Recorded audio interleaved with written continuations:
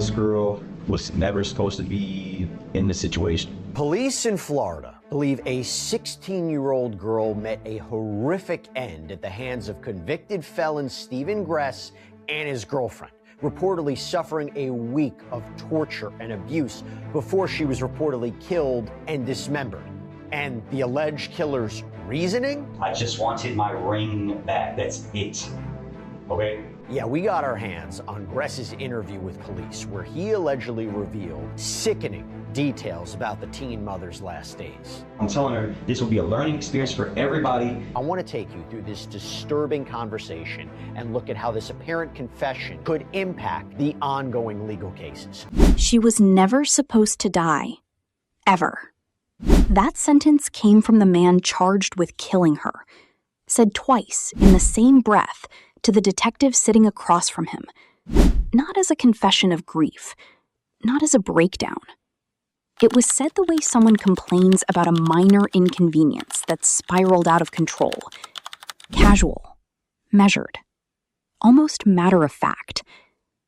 That right there tells you everything you need to know about what investigators were dealing with on March 7th, 2025, inside that interrogation room in Pinellas County, Florida.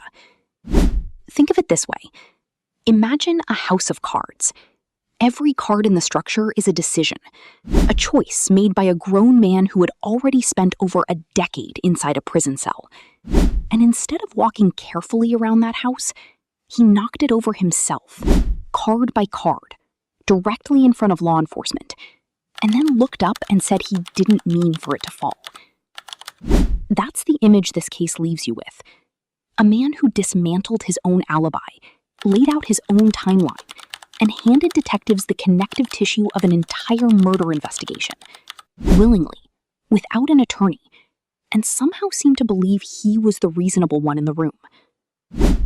Before we go deeper into what the records actually show, make sure you're subscribed to The Darkest Crimes, because we don't just cover the story, we follow the evidence. Here is what the public record shows. February 2025, police in Florida receive a report of a missing teen mom. We're talking about 16-year-old Miranda Corsett. Now, police soon learn that Miranda's parents were both deceased, that she had been living with her grandmother in Gulfport, and that she had an 11-month-old baby. Apparently wasn't out of the ordinary for Miranda to be away for days at a time, but when her grandmother hadn't seen or heard from her in more than a week, that's when she called the police. And as officers in Gulfport and the surrounding areas began an investigation, this is when a witness reportedly came forward with a tip about what might have happened to Miranda. And it was that tip that led investigators to St. Petersburg and to these two suspects, Steven Gres and Michelle Brandis. So according to a news release, Miranda apparently met Gres through a dating app and apparently spent Valentine's Day with him. She goes home that night, but then the following day reportedly returns. So we're talking February 15th, returns to his duplex. And that is when she was never seen again. Police claim she died sometime between February 20th and February 24th after days. February 2025. Police in Gulfport, Florida, receive a missing persons report. The subject is 16-year-old Miranda Corsett. Her parents were both deceased. She had been living with her grandmother. She had an 11-month-old child. According to investigators, it was not unusual for Miranda to be gone for stretches of time. But when her grandmother hadn't seen or heard from her in over a week, she made the call. Officers began working the case. A witness came forward. That tip led investigators directly to a duplex in St. Petersburg and to two names, Steven Gres and Michelle Brandis. According to a police news release, Miranda had met Gres through a dating application. She reportedly spent Valentine's Day with him, returned home that night, and then came back to his residence on February 15th. She was never seen again. Investigators believe she died sometime between February 20th and February 24th, after what the affidavit describes as days of sustained abuse. By the time detectives were ready to talk to Gres, they already knew where to find him. He was in jail, arrested on a separate charge of allegedly pointing a harpoon at his girlfriend. So on March 7th, they brought him from a cell to an interview room. And almost immediately, he started talking. Of abuse. That's the allegation. And when it came to their prime suspect, Steven Gres, police knew exactly where he was. The jail. He had been arrested for allegedly pointing a harpoon at his girlfriend. So then you go to March 7th, 2025, and detectives brought him from the jail to an interview room to try to figure out what had happened to Miranda. And from the very beginning, Gres kind of seemed eager. She was never supposed to die. Ever. Detectives read him his Miranda rights. He waived his right to an attorney without hesitation. He said, and this is from the interrogation itself, "I don't care about an attorney." No, hold on. Before you talk, okay, before you say anything, you went to first appearance, and did they appoint an attorney to you? I don't care about an attorney, man. Okay. I really don't care about it. All right, but listen, but I do, because your legal work because it's the law, Yes, okay? sir. So, you're initiating this request to talk to me, Yes, sir. even though you have an attorney. I don't care about it. Okay. Well, I'm gonna read you your rights, okay? Because I never read you your rights when I come in before, because I didn't have any charges on you before when I talked to you, okay? So I'm gonna read. The detective on the other side of the table told him he cared because it was the law. Gres signed the form anyway. Well, I'm gonna read you your rights, okay? Because I never read you your rights when I come in before, because I didn't have any charges on you before when I talked to you, okay? So I'm gonna read your rights to you. We're gonna get through this form before anything else happens, okay? All right, I got questions I gotta go through here. It may seem mundane to you, but they're very important to the attorneys, okay? Are you under the influence of any prescription drugs? No, sir. Any alcohol? No, sir. Any illegal drugs? No, sir. What's the last grade you completed in school? Got a GED, but I completed 10th. Okay. Great. Okay. And can you read? Yes, sir. Can you write? Yes, sir. Can you hear okay? Yes, sir.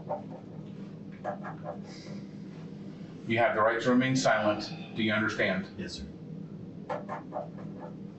Anything you say can or will be used against you in a court of law. Do you understand? Yes, sir. You have the right to talk to a lawyer or have him or her present with you while you're being questioned. Do you understand? Yes, sir. If you cannot afford to hire a lawyer, one will be appointed to represent you. Do you understand? Yes, sir. You can decide at any time to exercise these rights and not answer any questions or make any statements. Do you understand? Yes, sir. Okay. Do you understand each of these rights that I just explained to you? Yes, sir. And having these rights in mind, do you wish to talk to us now? Yes, sir.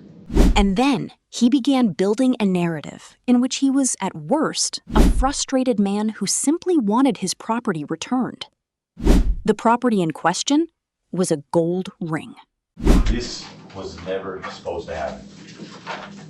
Never was supposed to happen.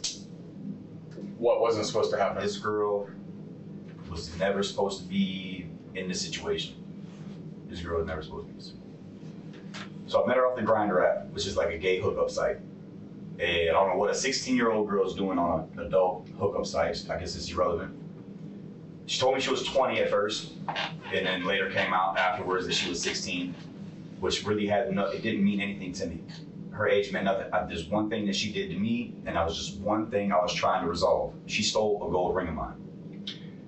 Here is where the documented timeline becomes critical, because this is the hinge the entire case swings on.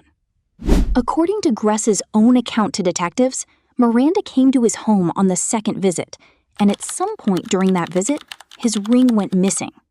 He became convinced she had taken it. He acknowledged the ring could have slipped off his own finger. He even said it was too large for his pinky. But he fixated on Miranda as the thief. He called in his girlfriend, Michelle Brandis, specifically to help pressure her into returning it. So in the process of me ordering food for her, my ring comes up missing. It was a little bit too big for my pinky, so it could slide off if whatever, it could just slide off. And I remember when I went to get off the bed, I supported my weight on the bed to go get the doors for the food, and that's where my ring slid off at. My ring slid off on the bed. Right. So as I'm eating my food, I'm realizing my ring's not on my finger, so I'm like, I search the whole immediate area, my ring's not there. Miranda stole my ring. Miranda stole my ring. So I'm telling her, man, like, look, there's nobody else here. I know, It's nice. It's a nice ring. You might want it, but it's not yours. Just give it back. Everything was bravado at this point in time. It's like I'm telling her, and I'm hoping that I'm able to just scare her to get me my ring back. So I called up Michelle to see if Michelle would help me get the ring back from her. Like they have a female to female connection or something, that anything I could use to try to get her to give me my ring back. So all this on text messages as well. So I text Michelle on Facebook Messenger. I'm like, hey man, this girl over here stole my ring. Will you please help me get my ring back? So she agrees and comes over. She comes over there. He used a metal detector. He patted her down. He described calling the actual police dispatch line to report a stolen ring, while, according to his own account, he was already holding Miranda against her will. I was dedicated to get my ring back. I called the St. Pete Police Department and I said, hey man, this girl has my ring, man. She stole my ring, man. Can you guys please come assist me to get my ring back? They told me that I was in no position. I was not legally allowed to search her, and the police was not going to come over there and search her, and all I could do was file a police report. So she was. Wait. A police officer came to your house and told you? I called the police department, and that's what the operator dispatch told me. When did you call the police? A day or 2 or 3 after I already had her. I called the St. Pete Police Department. Yeah. So somebody. And the dispatcher told you. They told me. I told her that my metal detector is going off in her private area, and that I think the girl had my ring up her privates, and could somebody please come out here to help retrieve my ring, is what I told them. And the lady told me that I had no legal right to search her. You don't. I understand. Now, stop. If a man is holding a 16-year-old girl inside his home, has already detained her for days, and then calls a police dispatcher to complain about a ring, what does that tell you about how he perceived the situation he had created? That is the ticking clock moment in this case. So she's wearing clothes, you patted her down, you couldn't find the ring? I even bought a metal detector. Well, where do you think she was hiding it? I thought she either swallowed it or put it up inside of her, or she had it hidden somewhere else. Okay. I knew she had it. And she was disrespecting me and mocking me the whole time. Miranda is, to me. Miranda is. Yeah, like, I couldn't fathom, why would you steal somebody? What was she doing to mock you? She just like this. She said she got it from her grandma. And she said she'll be like, I'll be like, man, please give me my ring, please, man, please. She'll just do like this to me, like this. She'll like this. She'll like this. Wait, you mean like she might have been shaking in fear? No. Because that's what you look like when you do that. Right. But when I think of a 16-year-old girl shaking like that, that's fear. Because at the precise point when intervention was theoretically possible, the person who needed intervention most was the one asking for help about a piece of jewelry. The affidavit filed against Gres does not leave room for ambiguity. It states that the defendant and his co-defendant held the victim against her will for over 7 days. It states that she was repeatedly beaten. It states that a billiard ball was forced into her mouth and that her face was wrapped in plastic, causing her to suffocate. These are the documented allegations from a sworn court filing. These are not interpretations. These are the words prosecutors put into the public record under oath. So there are parts of this interrogation that were muted by authorities before they sent it to us. This is likely to protect certain aspects of their investigation. Very common. We see this many times. But while Gres explains what, quote, after the fact means, the audio drops out. But here's what an affidavit filed against Gres says, and I think this might be the connective tissue here. Quote, the defendant and co-defendant held the victim against her will for over 7 days and tortured her by repeatedly beating the victim and eventually stuffing a billiard ball into her mouth and wrapping her face with plastic wrap, causing her to suffocate. And Gres, sitting across from detectives, acknowledged causing injuries. He said he went to a pharmacy to buy medication for those injuries. He described tending to her wounds. He said, in his own words, that nothing had happened to her that she couldn't heal from in a couple of days. He framed the entire situation as a temporary inconvenience. For him. All right. Yeah, I'm going to say this again. Gres seems to be remarkably calm as he explains to the investigators that, yes, he allegedly beat and assaulted Miranda multiple times, but he also helped tend to her wounds. Any injury that I caused her, I'm going to CVS and I'm buying her medication for it. Like what kind of medication? Whatever, she needs some sore throat medication, some, Why would she have a sore throat? Why would? Did you stick something down her throat? No. Why would she need sore throat medication then from whatever injuries you? Man, I just told you some foul. Like, I'm being 100 with you, man. I'm not trying to deflect blame on anybody else. I'm not trying to pin anything on anybody else. I own up to what I did. I'm owning up to what I did. I'm not trying to defend or deflect on anybody else, man. All right. Michelle has more of this than I do. I'm not letting anything bad enough happen to the girl that I can't just let her go home after a couple of days healing up. I just wanted my ring back, dude. I just wanted my ring back. That's it. Okay? Michelle's got some other shit going on. Nothing's happened to the girl to where she can't heal up in a couple of days and go home. That's on me. I'm making sure of it. You know what I'm saying? But the girl she said she had some kind of a disease where she bruised really easy. And she was really thin, she was delicate. So with that in mind, like, I'm making sure I don't do anything to the girl that's gonna make sure that she can't give me my shit back and she can't just go home in a couple days after healing up. That was my goal, was to do whatever till she gave me my shit back, let her heal up, go home. I'm telling her. His rent was due. His ring was missing. His patience was running thin. She was never supposed to die. Ever. Giving her CPR, blowing her nose, blowing her mouth, holding her nose, giving her behind, like all this shit. Like, I'm doing everything I possibly can. This girl was not supposed to die, man. She was not supposed to die.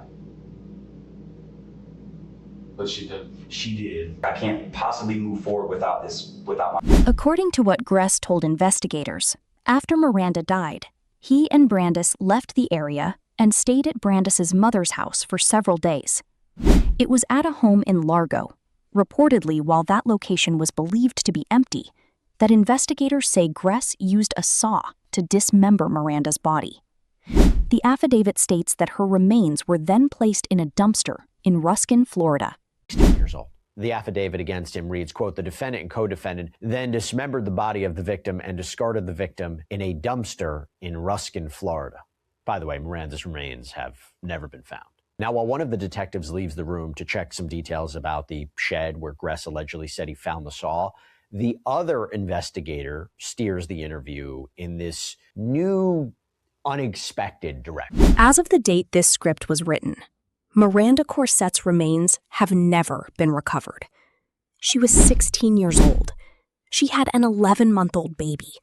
She had lost both of her parents. She was living with her grandmother, and by all accounts, was navigating a life that had already handed her more hardship than most adults will ever face. And the last week of her life was spent inside a duplex in St. Petersburg, held against her will, while the man detaining her called a police dispatcher to ask about a ring. During the interrogation, detectives also asked Gres about animals. He confirmed on the record that he had acquired animals through classified listings and killed them, describing it as a method of stress relief. He said if investigators applied a luminescent chemical agent to the walls of his residence, the entire house would glow from the blood. He said he had lost count of how many animals he had killed. He said it was a lot. Is it true you used to take animals to the Skyway? Yes. What'd you do with them? I would kill them. Do you feel a need to kill them? No. Why did you do it then? I was stressed out. Does killing them give you stress relief? Stressed out. Pam and Michelle repeatedly they would be short on their rent. They would threaten where I slept at. They just would constantly bicker and about nothing to me all the time. Like I was the enemy to them. So you would kill an animal? I would kill an animal so I would not. It helped me to relieve my stress and my anger so I would not hurt them. Where would you get the animals from? Craigslist. People give away animals on Craigslist. Any kind of animal? Pretty much. Anything from like a guinea pig, a rabbit, dog, cat. And what do? You throw them off the Skyway when you're done with them? The Skyway is another one of Michelle's things. I wouldn't take it to the Skyway. I would take it to the Skyway. I would take it. If you go to my house and do a, what's the agent that they use to uncover blood, traces of blood? Yeah. If you put that in my house, the entire house might glow. Because you killed that many animals on there? Yes, sir. And then what do you do with the carcasses? Goes in the dumpster. So the Skyway thing is another one of Michelle's. Has killing animals like that been something you've always done, or No, what is it? It just recently started. From living with Pam. Pam's How many animals do you think you've killed? It's hard to say. It's hard to say, man. A lot. Yeah. I see. It seems like I'm a bad guy right now. Like, it seems like I'm a bad guy. I'm not a bad guy like that. Like A court filing later revealed that the defense had requested any reference to animal cruelty be excluded from trial proceedings, arguing the information would be too prejudicial for a jury to process fairly. The judge had not yet ruled on that motion at the time the public docket was last updated. Gres also revealed to detectives that he had sent photographs documenting what he had done to Miranda, to other people, including family members. His stated reason was to generate sympathy, in the hope that someone would simply buy him a replacement ring so the situation could end. He sent photographs of a dying teenager to people he knew. Murder, right? And they have a question for Gres. Why did he allegedly send photos of what he'd done to other people? What was the purpose of that? I'm just curious. the purpose was to get sympathy for me. So I was trying to get them to buy me another ring, and then everything would just be good. I just wanted a ring. I didn't want to take a loss on the ring. Your whole thing was, I want my ring back, no matter what it was. Not no matter what, but I was going to go through and at least make an effort to try to get my ring back. And why was that so sentimental to you? Because I never had my whole life. I never had anything. I went to prison when I was 16 years old, and I got out when I was 27. So I'm just starting to learn to live my life and have things of my own. And I don't think it's right for somebody to be able to come into your house and steal from you and be able to walk out of there with your. Sort of like you went to prison for. That was for burglaries, armed burglaries and stuff like that. Going into somebody's house and taking. That's another thing that I told her too. I'm like, well, that's what I told them. I didn't kill her. Okay, well I didn't. You did. So you contributed to a person's death for doing what you got caught doing when you were 16. She was never supposed to die. Ever. Ever. Dude, She never was supposed to pass, man. She wasn't even supposed to come close to it. If anything, like I was telling the whole time, man, like there's nothing that she can't heal up from after a couple days and go home was my intention. And the whole other time I'm trying to get other people to just replace it for me so I can just be done with it. That was my intention for sending them the pictures. My mom. So you wanted a family member of yours and or a friend to see what you were doing to this girl so that they could buy you the ring. And then we could end And that as long as you had your ring, you would have let her. Yes, sir. So that was like a cry out for you to stop hurting this woman. Yes, sir. That was your way of I'm trying every avenue I possibly can try to resolve it. Everybody's good. If she's willing to go through this length to keep my ring, then she went through that length to keep my ring, and as long as I got another one back, then cool. You just wanted your ring. Yeah, man. I fully accept what's to come for this. Okay? I just want to see everybody else that was involved get theirs as well. I mean, this girl was never supposed to die, man. Ever. She was never supposed to die. Ever. Not to signal an emergency, not to ask for help for her, to ask someone to buy him a piece of jewelry so he could let her go home. The documented response from the people who received those photographs is not part of the public record reviewed for this script, but the act itself is. Michelle Brandis was arrested the day after this interrogation, on March 8, 2025, after turning herself in. Both she and Gres face a charge of first-degree murder. Gres faces the additional charge of kidnapping. Both entered not guilty pleas. Both are legally presumed innocent unless and until proven guilty in a court of law. Prosecutors are seeking the death penalty for both defendants. Gres is scheduled to return to court in July. Brandis has a hearing set for August. The detail that does not appear anywhere in the charging documents, the affidavit, or the interrogation record is a motive that makes any logical sense. A ring that was, by Gres's own admission, probably too large to stay on his finger. A ring that his own co-defendant had apparently already found and quietly kept. Meaning the reason Miranda was being held may have been resolved before the detention even reached its worst days. She was never supposed to die. Ever. If you want to follow this case as it moves toward trial, the affidavit filed against Steven Gres is part of the public court record in Pinellas County, Florida. You can access Florida court records through the Pinellas County Clerk of Court's official public portal. Read the affidavit. Read the charging documents. Then come back here and answer this question in the comments. At what point in this documented timeline do you believe intervention could have changed the outcome? And who had the opportunity to act? That question doesn't have a clean answer, but it is the one this case demands we ask. If this video gave you something to think about, hit the like button. Share it with someone who follows true crime cases closely. Subscribe to The Darkest Crimes and turn on notifications. We follow every development in cases like this one, not because the details are dramatic, but because the documents deserve to be read.